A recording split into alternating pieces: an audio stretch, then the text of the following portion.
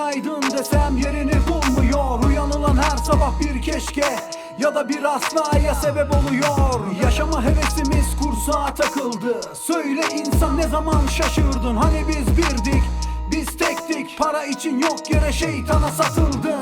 Biri varsın, biri yoksun. Komşun aç gezer ama sen toksun. Saklambaç ya da köşe kapmaca, çocukken oynadığın oyunsun. Kural yok asla, kalp paslı, yaşanmaz bu pasla, anla. Yere düşsen de kalk ayağa, yeniden başla, yıkılma asla. Bir asla bitirir tüm sevincini, bir asla yok eder tüm geçmişini. Yok asla vazgeçen ruh bizden değil. Yok asla, asla demekten asla yılmaz. Hey sen, hayata diren, her şeye rağmen vazgeçmeden. Hey sen, vazgeçmeyen güç senin elinde, bunu bir bilsen. Her gün ayrı dert, hep sorun, asla asla demem demeyeceksin. Kime göre güzel, kim bilir kişi, hayat senin, kim karışabilir ki? El alem dediğin toplum örgütü, her şeye karışan bir kısır döngü. O makyaj olmamış kıyafet kötü, ipleri al eline, yaz öykünü.